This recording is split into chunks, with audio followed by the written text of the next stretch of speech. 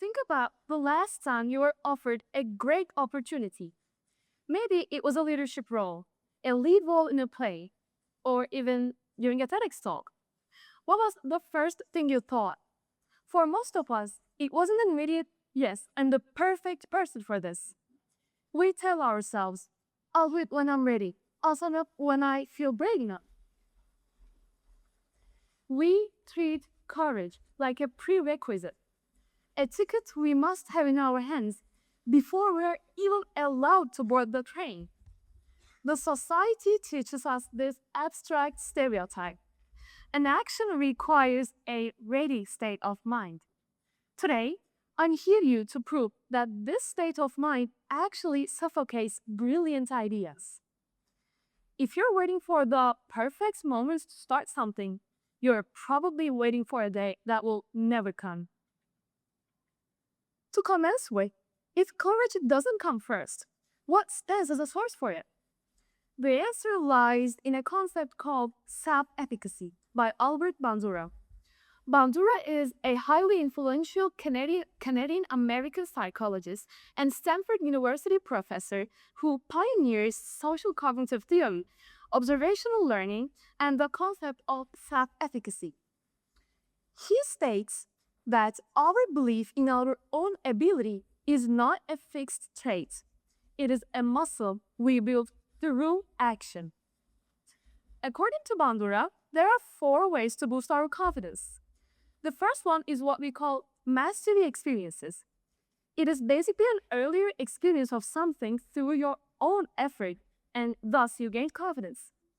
Then we have vicarious experiences. It is seeing people like you succeed, making your own success feel possible. Thirdly, we have verbal persuasion. It is basically the encouragement you receive from the people you trust, and it strengthens your belief in yourself. And lastly, we have psychological states. It is the way you interpret your emotions and how psychological reactions affect your confidence. According to him, the most powerful one to boost our confidence is what we call mastery experiences. In other words, you believe you can do something because you have already started doing it. When we avoid a challenge because we do not feel confidence, we deprive ourselves at the only circumstance where confidence can actually be built. We think that courage is the input and the output will be our progress.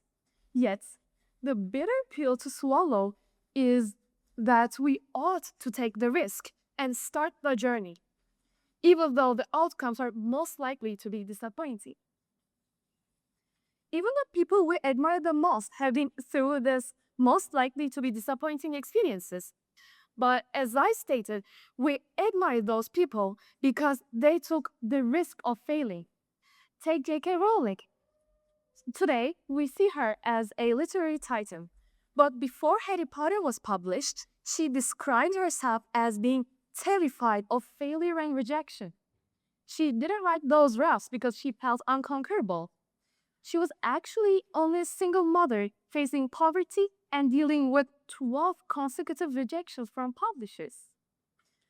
However, Rowling did not wait for a wave of confidence to send the 13th manuscript. She took the step while she was afraid. It was only after she saw the books on the shelves, after she navigated the process, that she publicly stated that she finally gained her confidence. Basically, she did not wait for her confidence to magically blow into her mind. She tried, failed, but continued diligently, and then improved her confidence, leading to her success. I witnessed this waiting for the tree to bear fruit while not even planting the seed frequently here at ACI.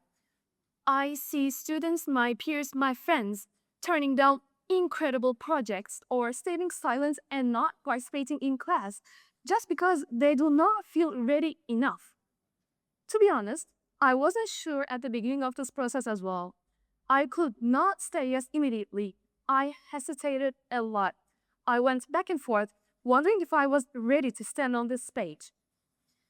Nevertheless, instead of waiting for certainty to appear, I started working, I explored Bandura's ideas, and I wrote my drafts. The more I showed up and did the work, the more natural it felt. Hesitation did not vanish, it just mattered less. Standing here today for me is not about being fearless. It's about starting before I felt ready and deciding to keep going anyway. So, as I stand here today, I would like to leave you with a brand new definition of the starting line. Society tells us that the starting line is for the confident, for the ready, for the brave. But Bandura's research, J.K. Rowling's experiences, and in my own shaky hands prove the otherwise.